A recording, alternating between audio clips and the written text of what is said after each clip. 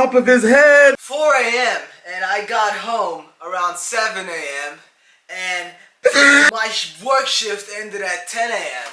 So I literally was suffering for 8 fucking hours and a fucking car hit me. And it was cold and dark and the people were mean to me. But it's a very great experience and it changes you and it gives you character and strength. Now, I will get into that right now. So I fixed my hair. It's the best that it's probably ever gonna look in my entire life. Not a great improvement, is it? I want to tell the whole story, but it's too long, so I'll save it for the end of the video, man. It's kind of shit. It's kind of sucks, but I want to get into the philosophies and the thoughts and the lessons and all that I've learned.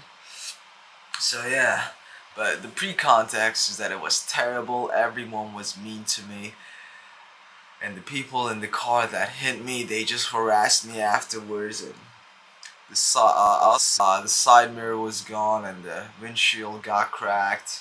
Next day I went to the hospital. I felt like a badass. I pulled over. I was like, I got hit by a car. I just fucking went onto the till, said that. That was pretty cool.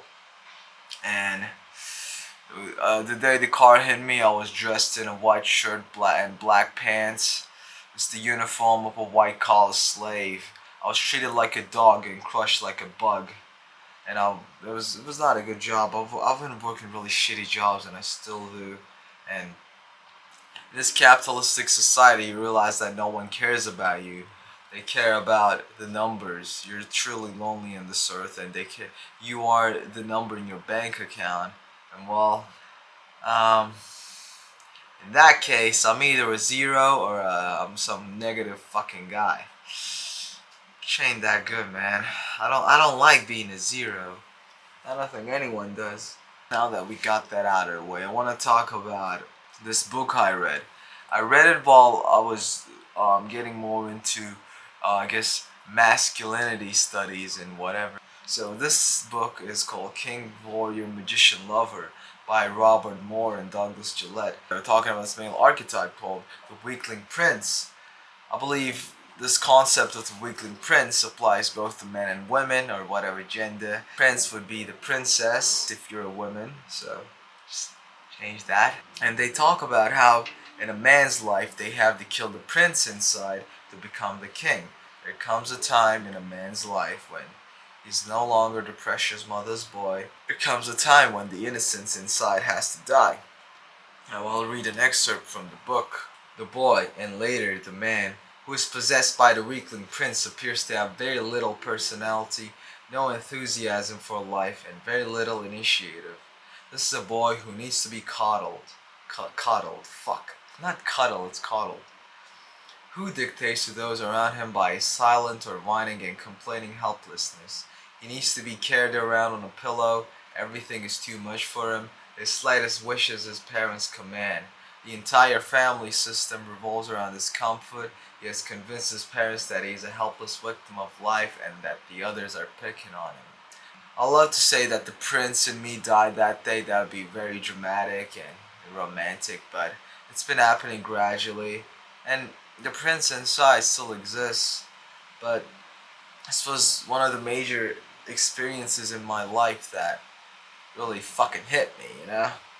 Both figuratively and literally. The prince is the guy that we hate on social media. It's the good-looking rich kids on TikTok who are born with a silver spoon in their mouth. It's basically Jaden Smith saying dumb shit, or I don't know, fucking Demi Lovato calling a yoga place sexist or some shit.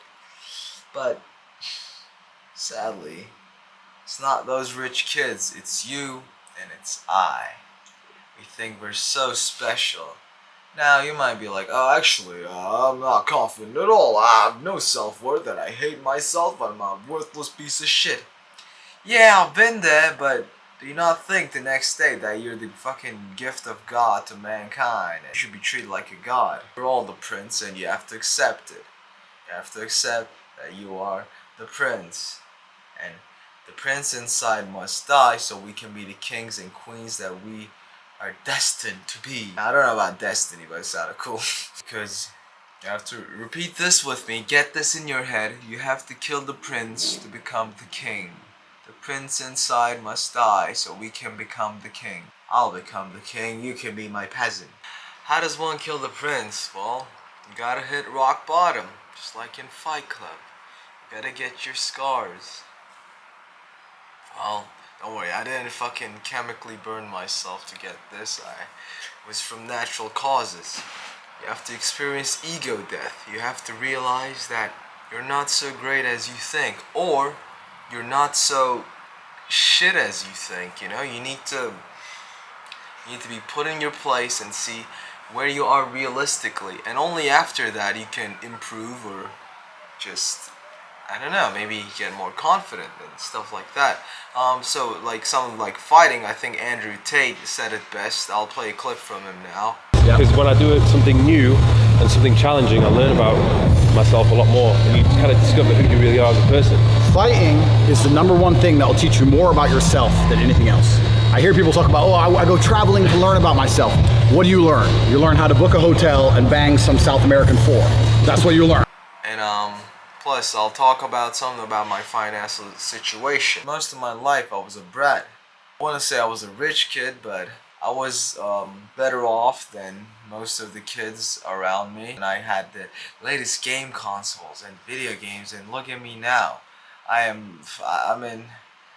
literally got kicked out because I couldn't pay rent for 4 days. I don't have any money. Like, I had to beg my friend for food and stuff. I haven't even bought any new clothes in months. I could just pay rent and food, and then I got fired from my job, so I had to move back to my parents' house for a bit. So you can see how much I've fallen, really.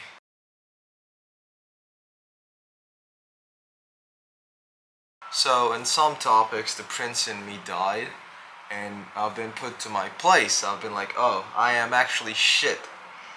And through that, I grew, and I will grow, and that's the only way. You need to realize you're not so great, or in some senses, you need to realize, oh wait, actually, I'm not as bad as I think. So yeah, that's it, really. Well, I just edit this part, no? Okay.